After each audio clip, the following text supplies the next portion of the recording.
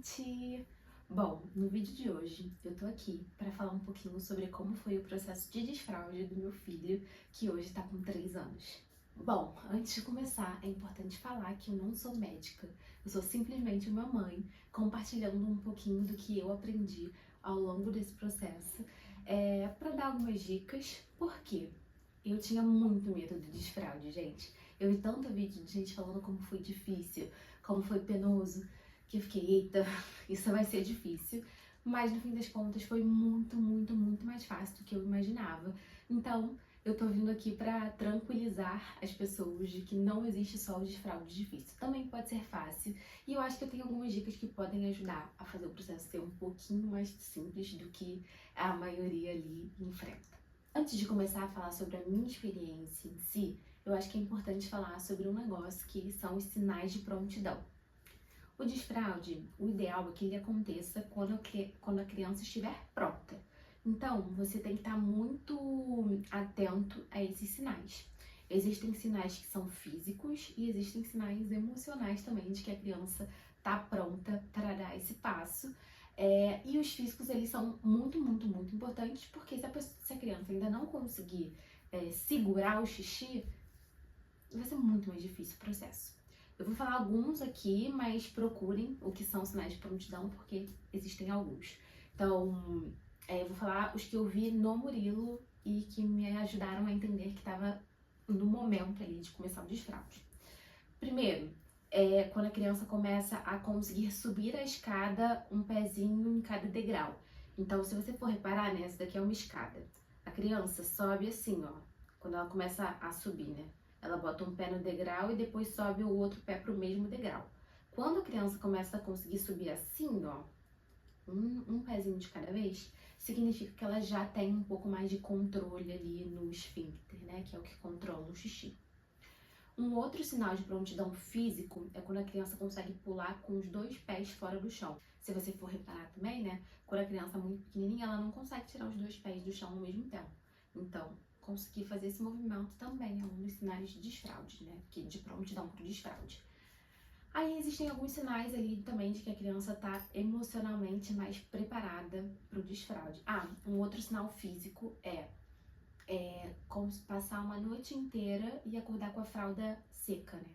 Então, acordar sem nenhum xixi na fraldinha. Esses 3 que eu tô falando foram sinais que eu reparei no Murilo. Além disso, tem os sinais que a criança tá emocionalmente, psicologicamente pronta. Então, quando ela começa a ficar incomodada com o xixi e com o cocô, então, no momento em que ela faz o xixi ou o cocô na fraldinha, ela já fala: mamãe, fiz xixi, papai, fiz xixi, quero trocar, troca minha fralda.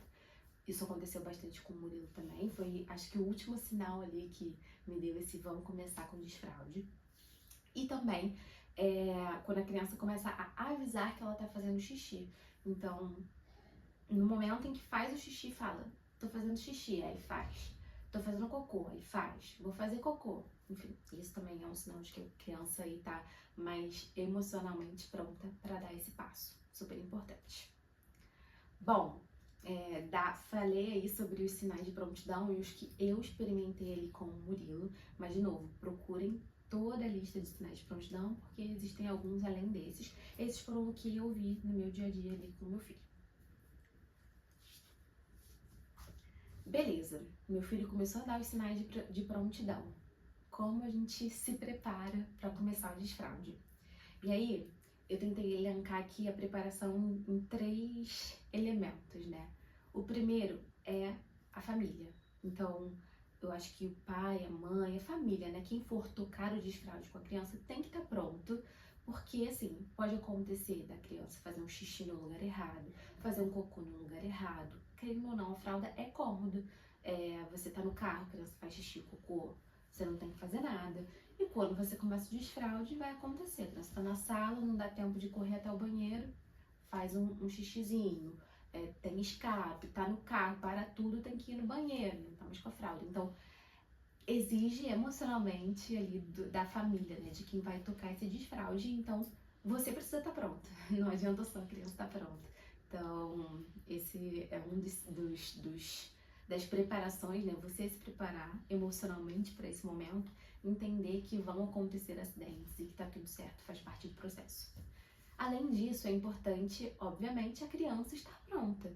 Então, se você começou a notar que ela tá com esses sinais de prontidão, começa a conversar sobre isso com a criança, começa a mostrar o papai de cueca ou o super-herói que usa cueca. Então, começa a falar um pouquinho mais sobre esse assunto com a criança, porque é algo 100% novo, ele sempre usou fralda. Então, é importante começar a tocar nesse assunto e fazer com que a cabecinha dela também se sinta pronta para dar esse passo importante. Por fim, a última coisa que precisa estar pronta é o ambiente. Assim, eu não comprei grandes coisas nem nada demais. Eu comprei 2 coisas que ajudaram o ambiente a estar pronto, mas tem outras coisas que você pode também comprar.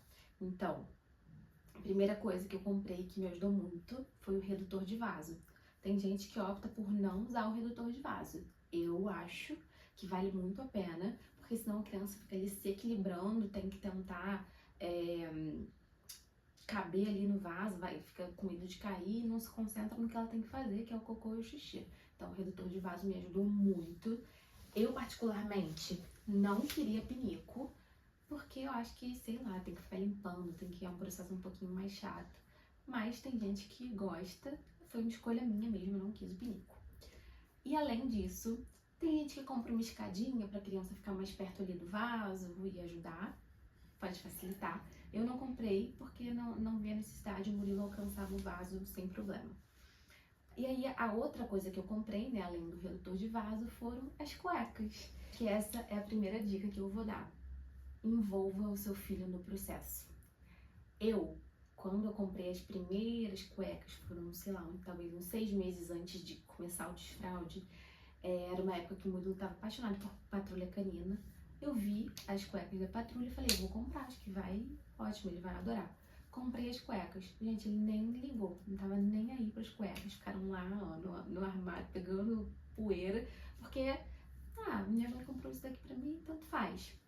Depois, né, quando eu vi que ele tava assim muito pronto e eu estava pronta, a gente foi numa loja, a gente passou na loja e tinha muitas cuecas de super-herói, que agora ele tá na fase de super-herói.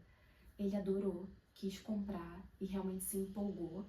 E uma semana depois de ter comprado as cuecas, ele desfraldou de vez.